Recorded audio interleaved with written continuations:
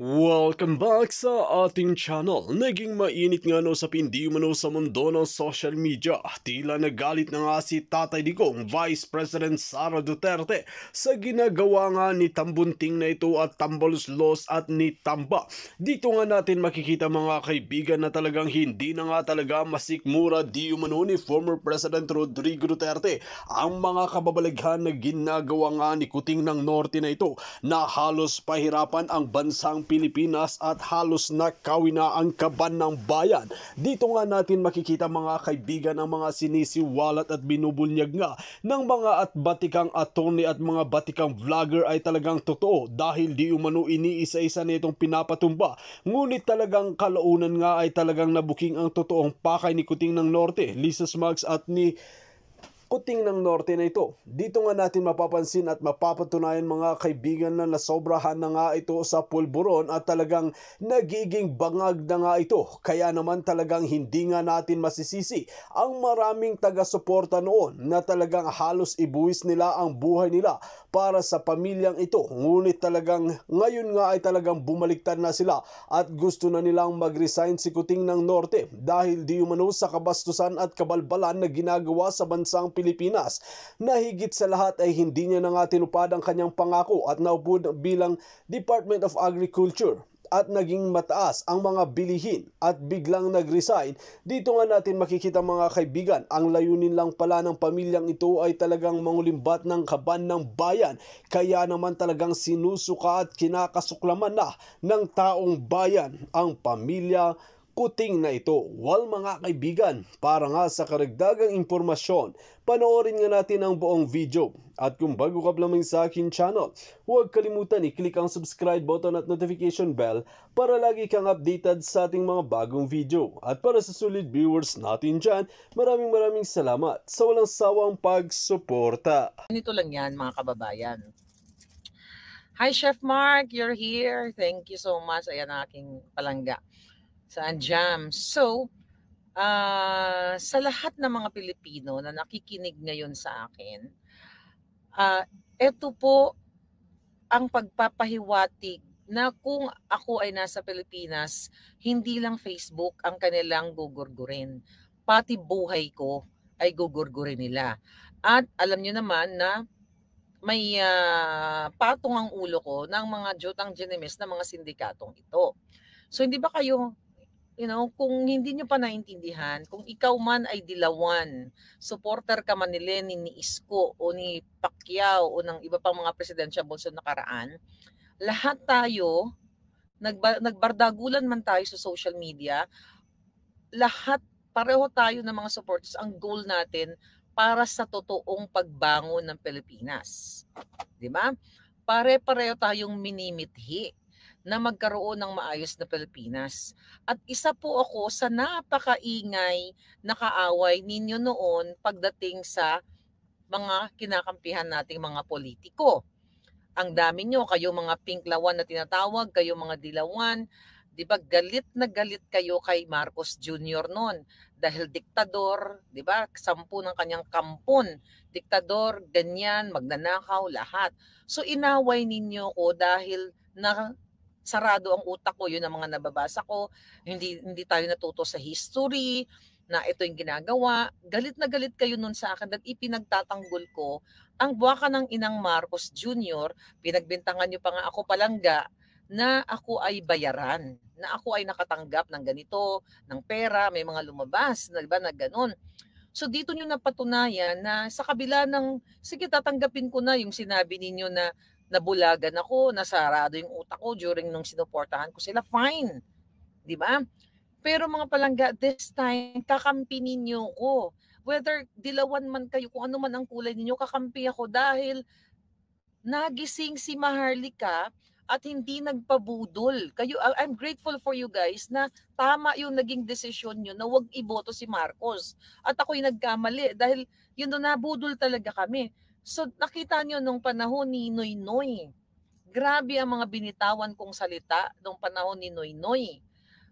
Pero hindi pinatay ang 2 page ko. Okay? Panahon ni Pangulong Duterte, Kahit na sinuportahan ko si Pangulong Duterte, may sinabi rin ako sa gobyerno ni Pangulong Duterte. May mga kinalaban din ako sa gobyerno niya.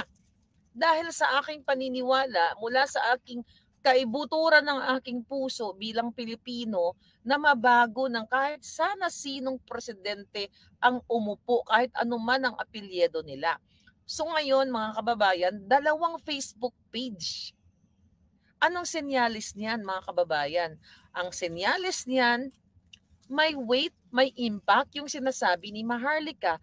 Kasi kung ang sinasabi ni Maharlika ay walang katuturan, you guys are professional.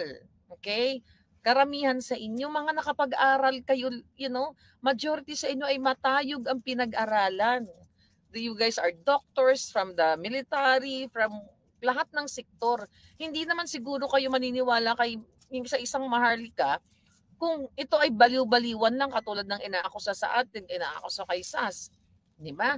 Yun naman pala, kung baliw pala kami, di, wag, di ba? Kung baliw kami or walang sense yung aming pinagsasabi, like ako, no?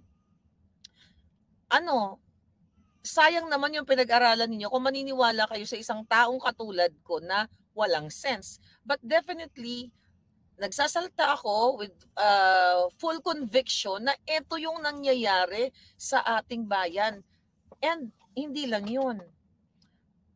Yung mga expose ko, mga kababayan, bago pa maging balita sa mainstream media, nabitawan ko na ito ang isa sa na binitawan kong salita sa inyo ng November 18 na ang target ng Puting Ahas Administration ay patahimikin ang mga mainstream media, katulad na lamang ng, very specific ako nung sinabi ko sa inyo na patatahimikin nila ang SMNI.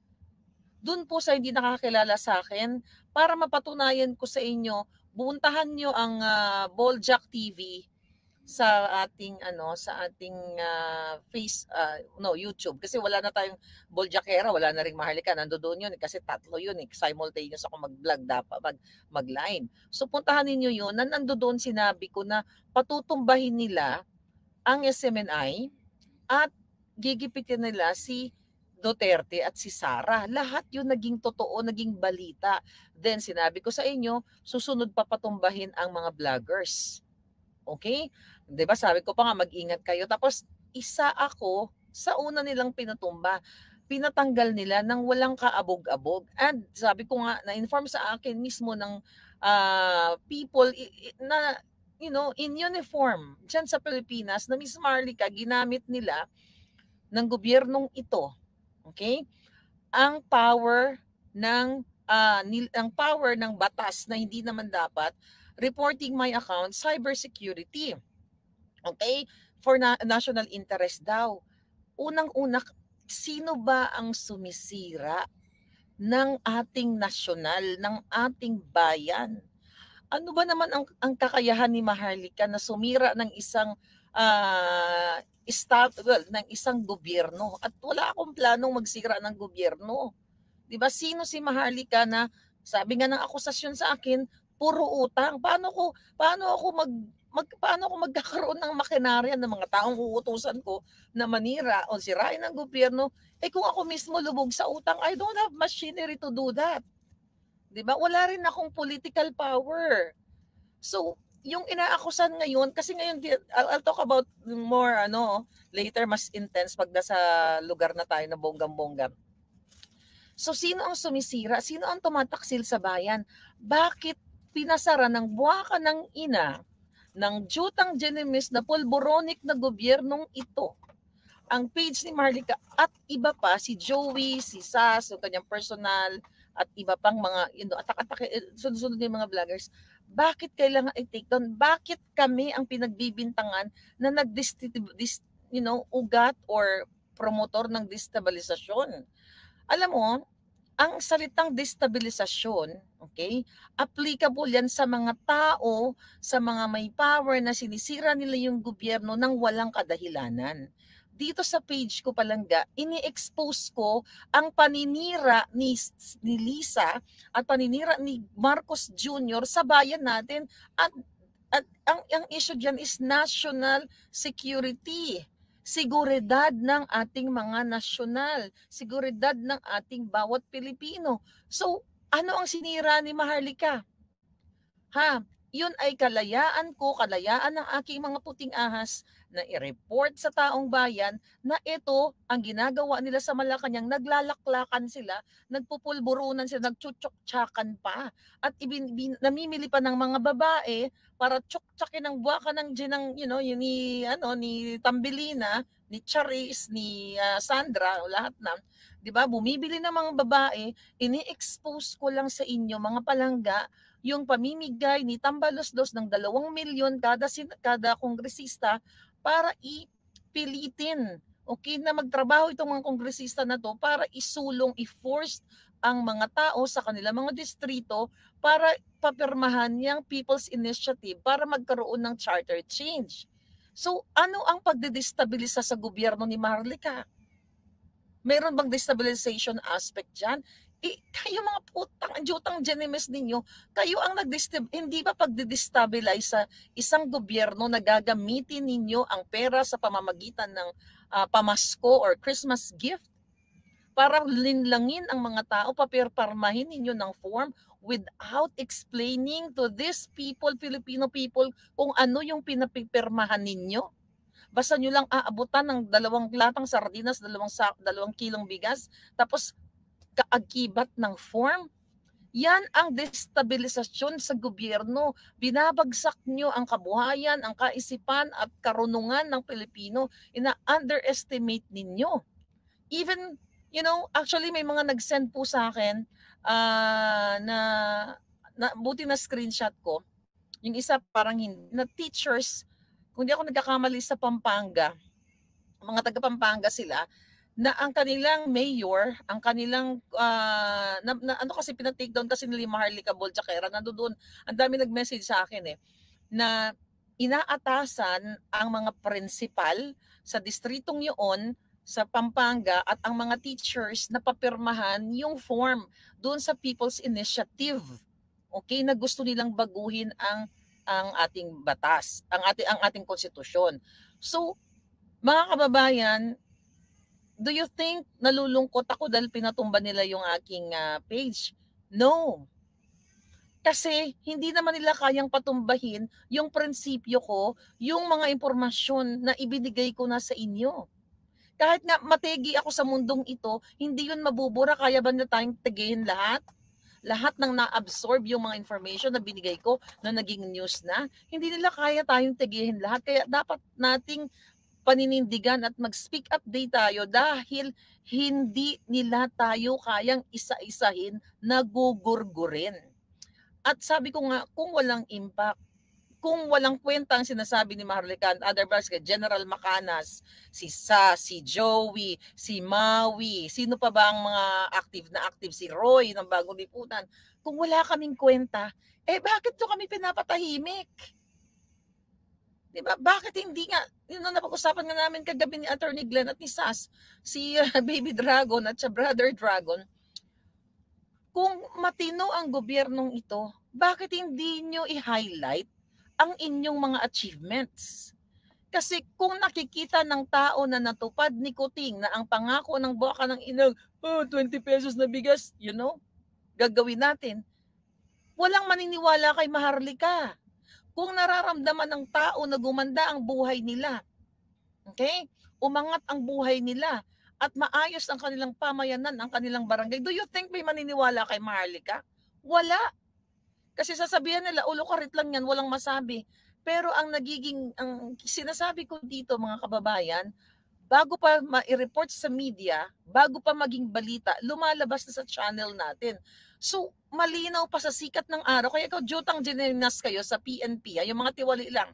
Kasi marami akong kaibigan sa PNP. Marami akong kaibigan sa PIDEA. Marami lahat ng sektor ng gobyerno. Ang daming nagko-connect sa akin, mga kababayan. Kasi mga palangga, ito lang yan, akorda.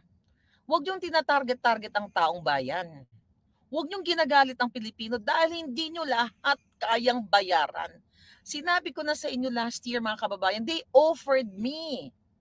Name your price pa nga eh. Sinatanong ako kung anong gusto ko, manahimik lang ako. paulit-ulit kong sinasabing over my dead body, kailangan gurgurin niyo muna ako para mapatahimik ninyo ako. Or bumaba, itong recently, bumaba muna si Kuting para tumahimik ako. Ano ang ikaw Acorda ng PNP, kayo lahat ng mga, ikaw Browner, ha? Or Broner. May kakayahan ba ang mga vloggers para magdestabilisa ng gobyerno? Kung di ba naman kayo mga syunga? Ito po ay pagtatarget sa ating mga karapatan. They want to suppress us, oppress, and what? Gurgur us. At kailangan malaman ng taong bayan, mga kababayan, lahat i-share ninyo sa inyong mga kamag-anak kung kayo ay nasa abroad, kung kayo ay nasa Pilipinas, i-share ninyo ito dahil kung kaya nilang gawin sa amin na kahit papaano may boses kami sa social media, kaya din nila kayong gurgurin. At ito ang target ni Lisa at ni Kuting. Dahil pinatungan na nila yung ulo ko, di ba? At ang pera, sabi ko nga mga kababayan, ayon sa ating mga puting ahas, yung pera galing sa loto, yung kanilang ginagamit at iba pang mga pera. Sa lahat ng inexpose ko tungkol sa pakikialam ng Jutang Genemes na babaeng ahas na si Lisa Ahas Araneta Marcos na kasalut-salutan sa lipunan. Hoy, Browner o Brownie, Lulitsky, thank you palangga.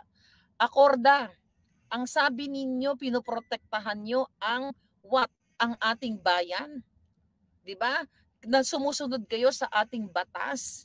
Ay buwaka ng ina, bakit hindi mo papusasan yan, sige Lisa? Bakit hindi nyo pa ikulong yan? Okay? At itapon sa Komunoy. Diba? Ibalik sa kung saan siya nababagay sa putik ng kaputik-putikan. Yan ang nagde-destabilize ng ating gobyerno. Dahil siya ay nangangamkam, siya ang nagbabribe, siya ang nangungulekta, business partner pa ang smuggler, ang mga polboronic. Kaming mga vloggers, kami ang nagdestabilisa. Anong kakayahan ko? Anong kakayahan ni General Macanas? Anong kakayahan ni Bagong Lipunan Roy? Anong kakayahan ni Maui? Anong kakayahan ni Attorney Glenn Chong, ni Sas, ni Joey? Anong kakayahan namin para magdestabilisa ng gobyerno? Wala nga kaming pera, di ba? Yun nga ang ninyo. Ang ito igurgurin mo nga yan, laging ganyan yan eh. So, ang bato nyo sa amin, mahirap, yun kay Sas, mahirap, wala, di ba? Yun ang utos ni Lisa Smag. Si Maharlika, puro utang lang yan. So how come ang isang taong nangungutang lang sa araw-araw na buhay niya, kayang magdestabilisa ng gobyerno? Kayo ang may kakayahan, hindi kayo may kakayahan. Kayo ang nagde-destabilize sa gobyerno na supposedly inaahon nyo sa kahirapan. Yung araw-araw na paglalaklak ni Lisa ng alak, ang araw-araw na pagbayad ninyo, pagbribe sa mainstream media, yan ang destabilization of the Philippines.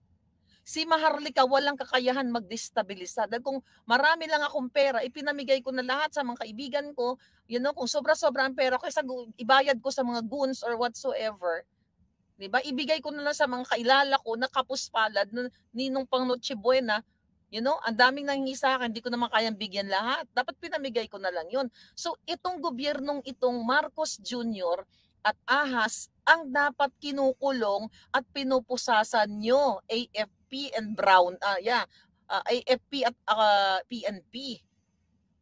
Wala akong power magdestabilisa at hindi yan ang intensyon ko na ang intention ko mag-speak up day ang lahat ng taong bayan para marinig ng buong mundo kung gaano kahinayupak si Marcos Jr.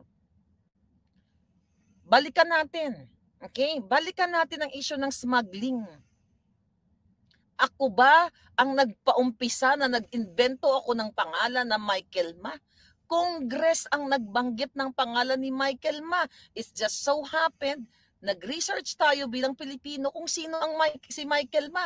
Nakilala natin through research, di ba? Through gathering information na si Michael Ma na pinangalan ng smuggler ng Kongreso ay business partner ni Lisa Ahas Araneta at ni Kuting at magkakasama pa sila sa isang compound based naman dun sa statement or sa sinabi ni Sas na nakasama niya itong mga sindikatong ito. Galing ba kay Maharlika? Is that destabilization? Yan ay pagbukas sa isipan ng mga taong bayan na ito ang gobyerno ni Marcos Jr. ay nagdi-destabilize ng sarili niyang gobyerno. Huwag niyo kaming pagbibintangan. Dahil wala kaming kakayahang ganyan. Kayo dapat ang mapaayos nyo ang gobyerno, pero kayo ang nagpupulburon. Ikaw, Kuting, sinasama mo pa si Sayarot, Mark Anthony Sayarot sa inyong mga trips, even si Michael, paulit-ulit kong sinasabi, napawala pa ninyo, non-bailable ang case niyan. Droga ang issue. Yung isa si Amit Chandiramani, ang issue niyan mga pampa-fireworks na bonggang-bonggang pangkitil ng buhay ng tao. Mga non-bailable, sino ba ang nagpalaya niyan? Ako ba? Ako ba ang nagpalaya sa mga yan? Ako ba ang nagsama? Kami bang mga vloggers ang nagbitbit sa New York, nagbitbit sa Europa, sa mga hinayupak na yan na mga kalaban ng bayan? Si Marcos Jr. at si Lisa. Bakit kami ngayon ang babalikan nyo, tatargetin ninyo? So, do you think natatakot kami sa inyo? Hindi. Dahil darating ang panahon, mabilis na lang na panahon, na taong bayan ang huhusga sa pagdidestabilisa mo. Ferdinand Bongbong Marcos Jr. aka Kuting, okay? Kuting ng Norte at Lisa Marcos, ahas ng okay? Ahas dyan sa Malacanang. At mga kababayan, do you think natatakot tayo dito? Hindi tayo dapat matakot dahil kakampi namin ang katotohanan at higit sa lahat kakampi namin ang langit. Sa inyo, kakampi nyo ang Jejemon. Hawak nyo man ang pera namin ngayon. Lahat ng pera ng bayan. Yes, bakit ko isasali ang sarili ko? Dahil kasama ako na nagre-remit, okay, ng remittance ng magpapadala sa Pilipinas. 'Di ba? Diyan kaya kasama ako sa pera na ginanakaw ninyo, na pinangbabayad ninyo sa mga kongresista, pinangbabribe mo, Lisa.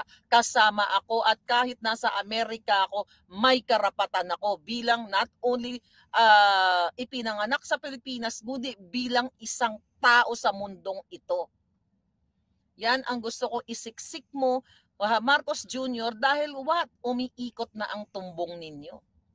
Diba? Wala kayong kalaban-laban sa katotohanan. Kaya ang way nyo lang para ipatigil ang bunganga ko ay what?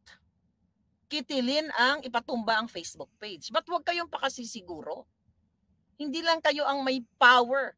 Ang power namin dito, ang power ko dito, langit, katotohanan, at diskarte. Kung paano labanan ang kahiyupan ninyo. Hindi kayo magwawagi.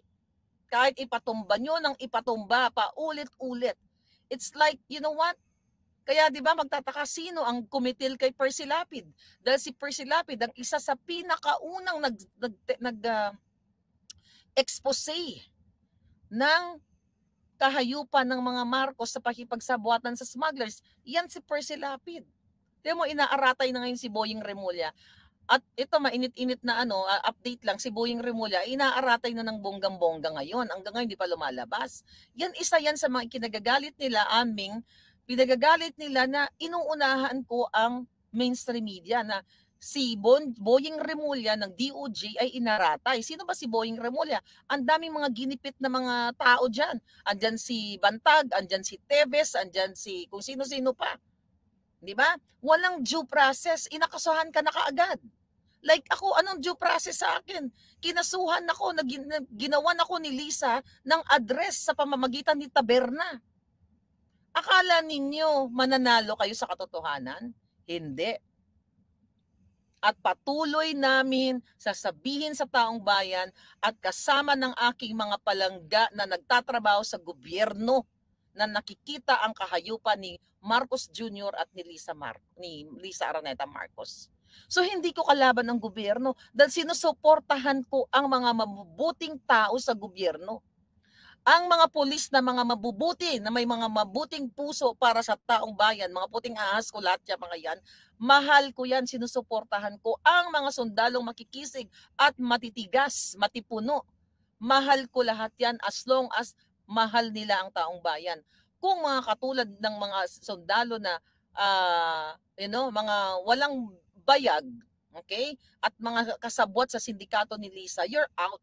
kasama kayo sa pagdedestabilisa ng gobyerno. Ano ba ibig sabihin ng pagdedestabilisa? Pagsira. Ano ba sinira ko? May sinira ba ako ni isang physical o yung object na iyon, no? Kahit, oh, by the way, ano bang sinira ko? Ito, naalala ko yung hindi ko pa ito natakal sa inyo. Kayo nga, ikaw Lisa, Kuting, pag hinihiram nyo ang eroplano ng Philippine Airlines, ito, few days ago nagsabi sa akin, di ba? Yung Philippine Airlines, ginagamit nila. Pag soli nyo ng eroplano, sira-sira yung upuan, ano ba kayo doon? Nagwawala kayo sa loob? Yun po ay ayon sa ating puting ahas. Mismo na nakasama nila sa loob. Sira-sira yung mga upuan, sira-sira, binabandalize nyo ang eroplano. Yan ay paano ko malalaman yan kung walang mga tao na sukang-suka sa inyong ginagawa sa taong bayan? You know what I mean? So, yeah, forget about them. So, ngayon mga palangga, ito lang yan. Okay, sorry to say pero mukhang nakakarma na si Remulla, sabi ni Yancy Vlog. Natatakot ako para sa future ng Pilipinas, sabi ng palangga. Okay. Ngayon mga kababayan, so anong kinatatakot ninyo? Okay, yeah, that's okay. So, few minutes. Okay. May ano lang, may intruder dito. So, anong kinatatakot nyo sa isang Maharlika? Di ba ang sabi ninyo nung August, nung una ako lumabas ng 2022, di ba Lisa, sabi mo wala naman nakikinig kay Maharlika? Wala namang kwenta si Maharlika, di ba yan ang usap-usapan nyo sa loob? Walang nakikinig, di ba talbog ako nung sabi nyo wala naman akong following eh. Di ba dahil ang bagman mo na si Arjen Nieto, di ba dahil yan ay may 2 million kasama ang mga trolls, di ba? Yan ang pinagmamalaki mo, yan ang boses mo. Kumusta naman kayo ngayon? Sukang-suka yung taong bayan sa inyo. O wala pala akong power eh. Wala palang nakikinig sa akin. Bakit kailangan ninyo i-take down ang 2 page ko? Equivalent po yan, 2 beses nila akong ginorgor. Literal yan. Kung abot kamay lang nila ako o matsyempohan nila ako, gugurgurin ako ng mga yan. Kaya nga in-announce ko sa inyo noong December na ako ay gugurgurin nila at may hitman silang, pinapaikot-ikot sa California. Yung mga troll, ayun may nagrereklamo, sabi niya, Nieto-Nieta, sabi ni Palangga. So ngayon, okay, sabi ni Dream White, kaya siguro pinatalsik si Bantag dahil sa, kadamak yun nila, sabi ni Cute TV. Alright? Parang pusa si Madam Siam ang buhay, sabi ni Ben. Kung kailangan lagpasan natin ang buhay ng totoong pusa, Palangga, lalagpasan natin. At alam mo, ang dami nag-aalala sa buhay ko. Tapos, I'm still going out with friends. Sabi ganun, cool na cool lang ako. Sabi ko, bakit ako matatakot sa mga buwaka ng inang to? Wala akong tinraidor sa Pilipino. Wala akong ninakaw na 1 piso sa inyo. Kahit na ako'y nakalugmok sa buhay ko, may mga pagkakataon na lugmok ako sa buhay ko. May pagkakataon na operahan din ako sa buhay ko, di ba? Alam niyo yan, kwento ko. Pero as much as possible, ayokong lumapit kahit sa kaibigan ko, sa kamag-anak ko, o kahit kanino. Kasi nabuhay ako na kaya kong solusyonan ang sarili kong problema. Ayokong gamitin ang mga taong kaibigan ko, o sino pa man, sa personal ko. Hanggat kaya ko, hindi ako manghingi ng tulong, Palangga. Okay? Pero pag talagang kailangan, bakit hindi? Pero kaya kong labanan ang buhay. Dahil sa life stories ko, life experiences ko. No? Kaya hindi ko kailangan mag-kiss ass kay Lisa. Dahil sabi ko nga kung ang intention ko, mag-kiss ass lang sa mga putang inang yan. Mayaman na ako. May milyones na ako. Pinagluloko ko lang yung mga taong lumapit sa akin nung umuwi ako dyan. Inoperan ako ng milyon just to get into Lisa Ahas. Diba? Kahit kung ako'y mga ngamkam lang o manggagancho, scammer na katulad ni Taning at ni Lisa, na niloloko ang mga business people, mga Chinese people, mga Filipino-Chinese na mga negosyante na hiningian mo, Lisa, during the campaign. Diba? 100 milyon. Isa yan sa mga binlag ko. Tapos pinagluloko nyo lang. Hiningian nyo dahil pinangakuan nyo ng ganito, ng ganyan. Hindi ako ganun. Hindi ako destabilisador. Okay, kung tama yung Tagalog ko. Hindi. Pag sinabi mo kasi nagdedestabilisa ka, naninira ka ng gobyerno, yung sinasabi mo walang katuturan, gumagawa ka lang ng kwento, nag-iimbento ka. In my case, wala akong inimbentong kwento. Dahil halos lahat sa sinabi ko sa inyo, naging balita at naging totoo ang mga tinanggal, ang mga ganito, mga ganyan. Di ba?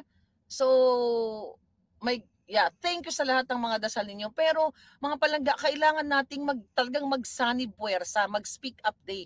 I know na ang mga taga-PNP at mga taga-AFP, alam ko yan dahil may mga nakakausap akong concerned sa akin, nag-aalala sila, na sukang-suka na sila sa gobyernong ito. Kaya ikaw, Lisa, Dito nga natin makikita mga kaibigan na kahit anong gawin nga ni Kuting ng Norte, Lisa Smugs at ni Tambalos Los Romualdez na ito sa mga batikang vlogger ay patuloy pa rin silang magbubulgar at magsisiwalat ng kanilang mga kabalbalan at mga baho para malaman ito ng taong bayan dahil kawawa na tayo sa kanilang pamamahala na talagang mas lalong nagmamahal ang bilihin at hindi na nga umuusad ang bansang Pilipinas, lalong-lalo pang pinapalubog ni Kuting ng Norte at Lisa Smugs na ito at ni Tambaloslos. Well mga kaibigan, kung kayo ang tatanungin, ano ang inyong mga opinyon? Just comment below sa ating comment section at ating pag-uusapan.